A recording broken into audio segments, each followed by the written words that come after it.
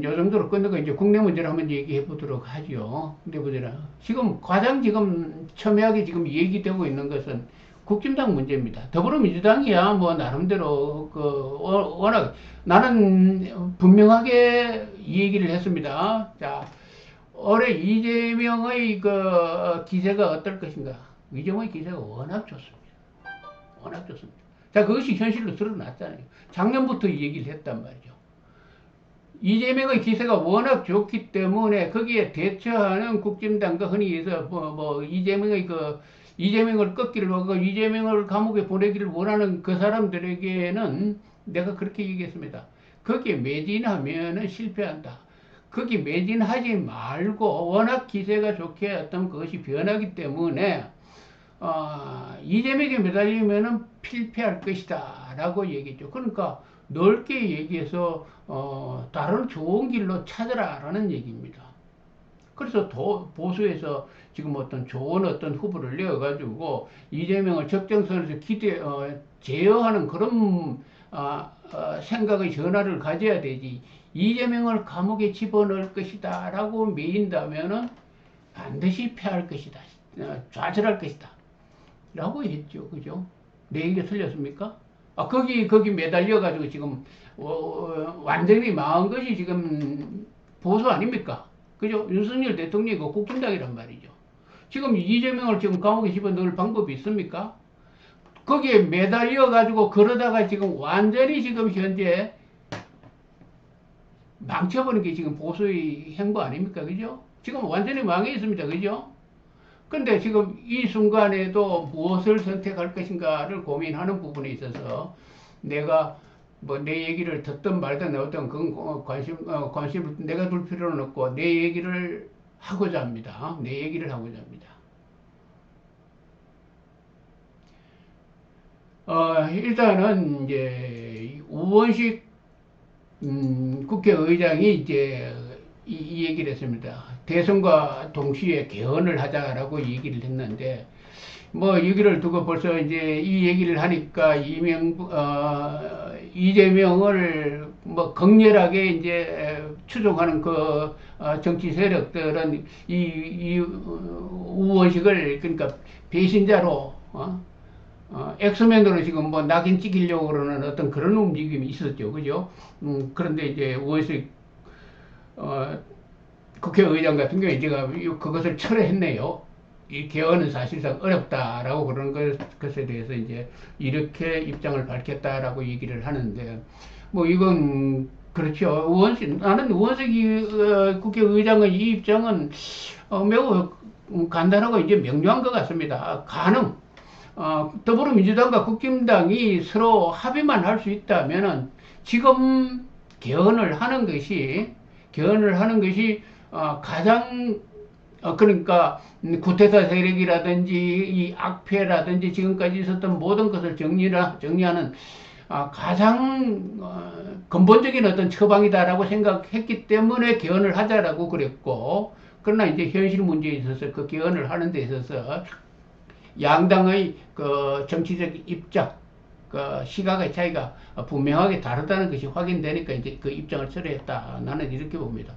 뭐 전제야 충분하게 서로가 이제 합의만 할 수 있다라면은 지금 뭐 개헌하면은 되죠. 그런데 이제 현실적으로 그것이 가능하지 않다라는 게 이제 확인되니까 입장 철회를 했다라는 얘기가 되는 것이고, 지금의 어떤 현재 이 상황에서 개헌 문제가 이제 정리가 된다라면은 그것이 입장 철회로 정리가 된다라면은 남은 것은 이제 대선입니다. 대선에서 누가 이길 것인가? 더불어민주당에서는 이미 이재명을 이제 대통령 후보로 이제 확정하고 거기에 이제 집중할 것은 뭐 분명하기 때문에 더 이상 더불어민주당에 대해서 할 얘기는 없습니다.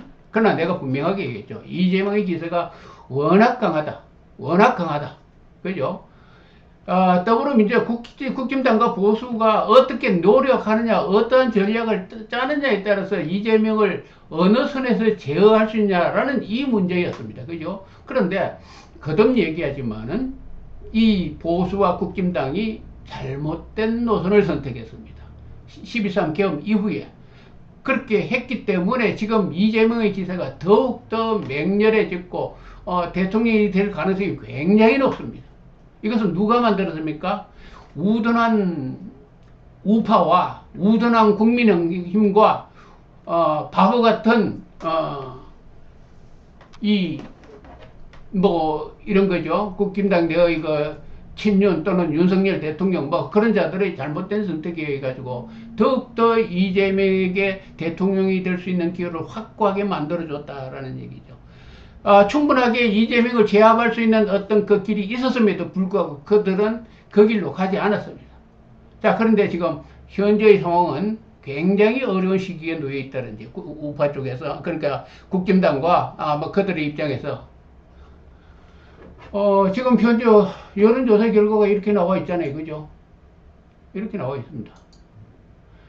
차기 대통령 적합도 이재명 30%, 부적합 37%가 나와 있는데, 37%라는 부적합 이것이 이재명을 반대할 수 있는 어떤 충분한 국민적인 세력이 지금 잠재해 있다는 것을 분명하게 지금 여론조사에서 이렇게 나와 있습니다.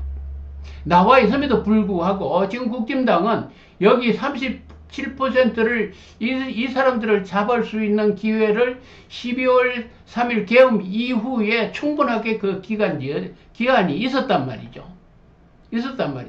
어떤 노선을 택하는지에 따라서 이 37%를 장악할 충분한 기회가 있었습니다. 그런데 지금 국힘당과 윤석열 척 또는 어떤 보수 쪽의 이재명 어떤 이런 무리들은 이 정치 세력들은 이것을 지금 팽개쳤습니다. 팽개쳤단 말이죠. 그래서 지금 여러 가지 얘기가 나오는데 지금 누구를 대선 주자로 삼을 것인가 라고 그런 이 부분에 있어서 굉장한 혼선이 있습니다. 12월 3일 이후 그때부터 대선 준비를 했고 어떤 일 하나의 방향으로 힘을 집중시켰다라면은 지금쯤은 이 47%를 충분하게 흡수할 수 있었다는 얘기. 그런데 이 37%가 지금 누구? 지금 국힘당과 지금 윤석열 또는 이 사람들에게 지지를 보내고 있습니까? 아니죠. 그렇지 아닙니다. 그래서 지금 국힘당 내에서는 이런 고민이 있죠. 어떤 후보를 내세울 것인가 라는 부분에 있어서 지금 많이 얘기되고 있는 것이 이제 가장 두드러지게 있는 것이 이제 김문수냐, 그죠? 김문수냐. 그러니까 윤석열을 지지했던 후보인가, 정치 세력의 어떤 대표자인가, 아니면은 12.3 이후에 윤석열과 단호하게 선을 끊고 그것을 단호히 끊은 이후에 새로운 노선을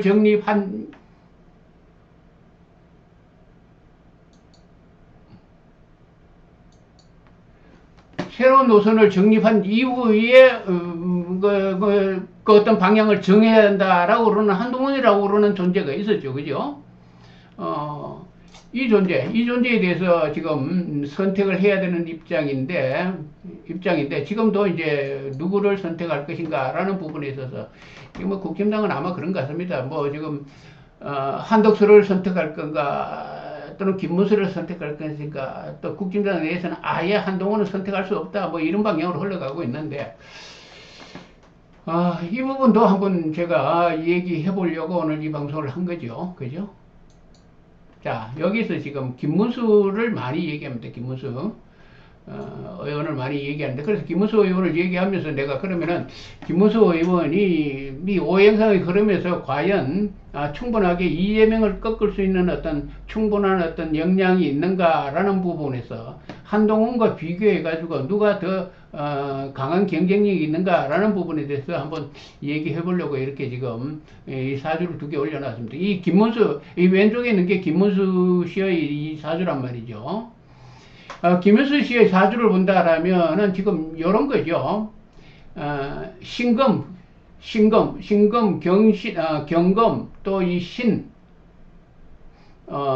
낳는 시가 갑신시라면 갑신시라면 신유 이 원숭이 요게 있고 어떻게 보면 유금이 또 있습니다. 신금이 있고 유금이 있죠.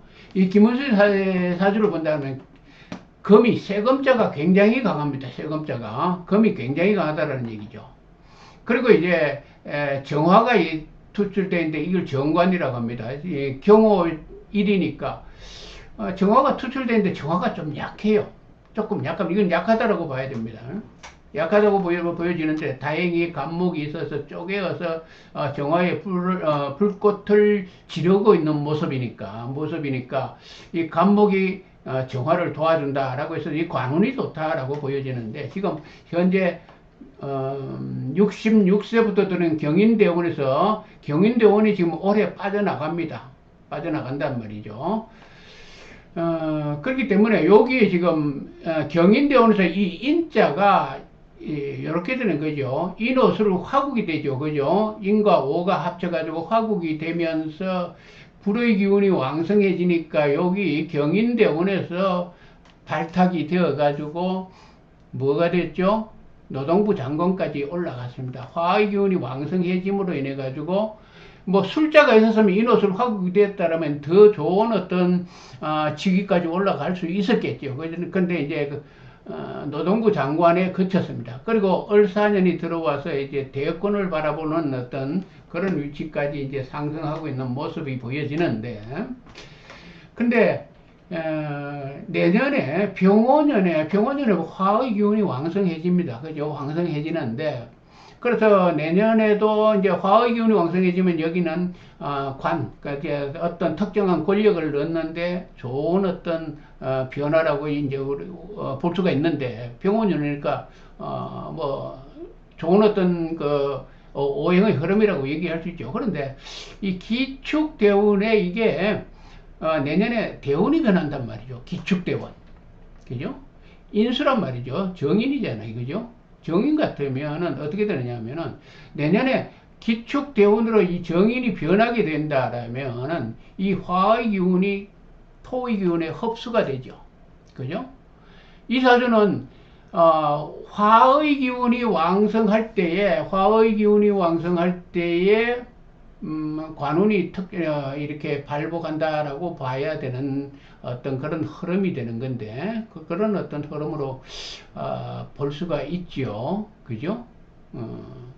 근데 여기 기대운이 들어와 가지고 갑기합이 됩니다. 이 갑을 합거하죠. 그죠? 그리고 화의 기운이 설기합니다. 올해 운은 굉장히 좋아요. 을사대운이니까. 또 내년까지도 좋다라고 보는데, 그러니까 만약에 올해 대통령이 당선된다 한다 하더라도, 내년부터 기운이 설기하니까, 기운이 빠지니까, 권력이 많이 취약해지는 그런 모습을 보였습니다. 아니면은, 올해 큰 일을 할 것 같으면은 대통령이 돼서 어떤 큰 일을 하게 될 것 같으면은 내년 76년부터 그러니까 76세부터 들어오는 이 기운이 왕성해져야 되는 건데 내년부터 들어오는 이 기운이 빠져나간단 말이죠. 그렇다면 전체적인 흐름으로 봤을 때 과연 대권을 성취하는 그런 모습이 내년에 성취한 그 모습이 보이는가? 라는 부분에서는 조금 고개를 갸우뚱할 수밖에 없습니다. 대운의 흐름이 그렇게 좋지는 않습니다. 76세부터 들은 이 기운이 기축 대운이 올해 연운은 굉장히 좋단 말이죠. 화의 기운이 왕성하니까 이 화기가 왕성해야 권세를 의미하는 거죠. 그러니까 올해 운은 마지막 운인데 처음에 이 화의 기운이 작동하니까 올해의 어떤 흐름은 굉장히 좋은데 이것이 대운이 빠져나가는 기운이란 말이죠. 빠져나가는 기운이니까 조금 굉장히 의심스럽다. 라는 것을, 그 점을 간과한다라면은, 지금 여기 이렇게 나와 있습니다. 경인대운의 을사년에 이모월이죠. 그죠? 이모월이니까 이 물숫자는 좋은 의미라고 볼 수 없습니다. 왜? 불을 끄기 때문에. 연운과 월운 이 자체, 월이 오행의 기운이 이제 화의 기운이 집중하는 것이기 때문에 인, 오, 또 사, 이 화의 기운이 집중하기 때문에 요 흐름은 굉장히 좋아가지고 권력, 권세를 의미하지만은 다음에 70, 60세부터 들어오는 이 기운이 한마디로 김세계, 김을 세게 한다. 관운을 압사간다 이런 의미죠. 그래서 이것이 대통령이 되어가지고 대권을 장악한 그런 모습인가라는 부분에 있어서는 회의적이다라는 얘기입니다. 그래서 김문수 장관의 요 모습은 조금 의심스러운 부분이 있다라는 얘기입니다. 의심스러운 부분이 6월달 이모 이 물숫자가 걸려 임자가 걸려 있는 게 굉장히 좋지 않습니다. 그래서 과연 이재명을 꺾을 수 있을까? 라는 부분이죠. 이라는 부분이죠. 옆에 이제 이 한동훈의 사주를 한번 보자라는 얘기죠. 한동훈의 사주는 내 방송을 자주 보신 분들은 왜 이 사주를 끄집어내고 있는가를 잘 이해를 하실 겁니다. 여러 번 얘기를 했으니까 길게 얘기하지 않겠습니다. 이 사주는 이 개수 물숫자가 왕성해야 됩니다. 왜냐하면 이 사주의 화기가 굉장히 강합니다. 화기가 강하고 상관이 이렇게 사오미 이 화기가 걸려 있기 때문에 금수가 이 사주에서는 나의 용신이다. 금수 휘신이고 용신이다. 지금 52세부터 들어오는 신의 대운에 걸려 들어와 있는데 신금 신자의 운이란 말이죠. 신자의 이 오행이 지금 걸려 있단 말이죠. 이렇게 된다라면은 한동훈에게는 지금 현재 상당히 좋은 운으로 흘러가고 있습니다. 정치를 하기에는 좋은 어떤 기세의 흐름을 흘러가고 있단 말이죠. 이게 장기적으로도 한 10년간의 어떤 기운이 지금 살아나고 있다라는 얘기죠. 그런데 연운으로 봐서는 을사년이잖아요. 그죠? 사오미. 요게 연운 3년이 그렇게 도와주지를 않습니다. 연운 3년이. 그래서, 여기 연운이 예를 든다면은 여기, 28년부터 드는 신유술이라든지 아니면은 2035년부터 드는 해자 축일 요런 것으로 들어와 있다라면은 굉장히 좋은 운인데 좋은 어떤 오행의 흐름인데 그렇지가 않거든요. 그래서 이 부분에 있어서 조금 그렇습니다. 그래서 둘 중에 누가 더 경쟁력이 있는가라는 부분에 있어서는 나는 대운의 흐름을 더 중요시해야 되기 때문에 대운의 흐름이 받쳐줘야 어떤 큰 성공을 할 수 있기 때문에 김문수 씨 같은 경우는 대운의 흐름이 지금 꺾여들고 있고 한동훈에게는 이 대운의 흐름이 지금 받쳐주고 있잖아요. 그래서 오히려 경쟁력은 한동훈에게 있다라고 얘기를 할 수밖에 없습니다. 할 수밖에 없다는 얘기죠. 그래서 문제는 이 사오미 이 화의 기운이 지금 작동하고 있다는 것이 참 안타까운데 한동훈 굉장히 안타까운 문제인데 문제는 뭐 어쩔 수 없는 거죠. 그래서 이 한동훈을 가지고 이재명에게 대항할 수 있을까라는 부분에 있어서 이 쾌성의 흐름을 보면 지금 올해 한동훈에게 굉장히 좋지 않은 쾌성이 지금 흐르고 있어요. 엇갈리는 어떤 그런, 그야말로 주변이 굉장히 소란스러운 어떤 그런 모습이 지금 보이고 있단 말이죠. 그것이 지금 여기에 반영되고 있지 않나 생각이 되어집니다. 보수의 미래를 생각한다라면은 김문수보다는 한동훈을 선택하는 게 보수를 살리는 길일 것이다. 오히려 내년에 오히려 더 한동훈에게는 좋은 평가가 있을 것이다. 정치적으로 그렇게 저는 평가합니다. 그래서 보수가 유일하게 사는 길은 한동훈을 중심으로 해서 직결하는 것이 보수가 사는 길이다라는 것을 얘기하고 싶어요.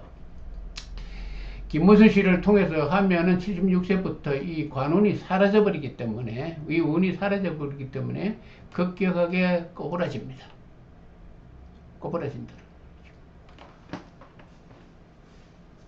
한동훈은 결코 죽지 않습니다. 왜 그런가 하면은 신의 대운이 들어오기 때문에 이 신금, 아직 대운이, 해자축, 수가 왕성한 이 기운으로 지금, 전개되고 있기 때문에 앞으로 한 10년 이상을 이 격자운이 끝나는 이 부분까지 말이죠. 살아있기 때문에 아마 60 중반 이후까지는 뭐 별로 그 기세가 꺾이지 않는 모습을 보여주고 있습니다. 그러나 이재명을 꺾을 수 있을까라는 부분에 있어서 이 37%를 그죠? 이 37%를 흡수하는 데는 김문수보다는 한동훈이가 나왔습니다. 37%를 이 37%를 흡수해야 그죠? 흡수해야 부족합니다. 이것을 흡수해야 뭐 이재명을 꺾든지 뭐든지 할 거 아닙니까? 그렇죠? 그리고 내가 얘기하고 싶은 것은 이재명 씨가 어떤 또 더불어민주당이 어떤 생각을 가지고 있는지 모르지만은 만약에 차기 정부 말이죠. 6월 3일 이후에 들어서는 그 정부가 다시 한 번 더 문재인과 같은 그런 노선을 그러니까 대규모적인 어떤 정치 운동을 해서 뭐 내란 세력 척결 그러면서 어떤 적폐청산 그러면서 그러한 생각을 가지고 있는 정치 세력은 아마 내년에 아마 대한민국에 집권할 수 없을 겁니다. 그래서 이재명 씨가 어떤 생각을 가지고 있는지 모르지만은 그것을 꿈꾸고 있다면은 아마 그거는 집권하는 데 실패하게 될 겁니다. 쉽게 해서 만약에 그런 식으로 정치 운동을 한다든지 그렇게 한다라면은 내년에 승리를 할 수 있는 정치 세력은 보수의 대표주자 한동훈이가 집권할 가능성이 굉장히 높습니다. 한동훈이가 뭐 한동훈이가 될지 홍준표가 될지 뭐 여러 뭐 있는데 왜 한동훈이만 얘기하느냐라고 그런 얘기를 하겠지만은 내가 쭉 살펴보건데 가장 가능성 있는 그 대표 주자를 지금 이 사주에 올려가지고 지금 평하고 있는 거니까 뭐 나머지 사람들 전부 다 평하려고 그러면 그렇잖아요. 너무 시간이 많이 걸리고 하니까 또 나도 힘드니까. 그래서 이 두 사람을 지금 비교해 봤습니다. 어떻든 뭐 선택을 어떻게 하는지 한번 지켜보도록 하죠. 그리고 나는 얘기했습니다. 그죠? 나는 분명히 이 유튜브를 통해서 얘기했습니다. 난 항상 내 유튜브에서 얘기하지만은 내 말이 틀렸는지 맞는지를 검증하면 됩니다. 근데 이 뭐 유튜브는 보니까 대부분 그러더라고요. 그런 검증의 그것이 없어요. 뭐 옳고 무엇이 바른 길인가 그것이 정확한 길인가에 대한 검증할 그런 것이 없습니다. 이 유튜브를 하는 뭐 자기들의 어떤 품고 있던 생각에 위로를 주는 어떤 그런 말을 하는 거기에만 열광하지 어떤 길을 선택해야 하는가라고 그러는 그 길의 선택이 있어서 간절함은 이 유튜브의 시청자들은 아마 없는 것 같아요. 뭐 제가 이런 얘기를 하니까 이런 얘기를 한다 하더라도 그렇기 때문에 아무런 의미가 없을 수도 있다. 그러나 그 검증을 해야만 흔히 약장수들 그냥 막 적당한 말로 해갖고 언제든지 그 말을 뒤집는 뭐 그런 사람들에게 휘둘려 가지고 그 무슨 뭐 어떻게 좋은 어떤 그게 있겠습니까? 결과가 있겠습니까? 예, 다음에 뵙겠습니다.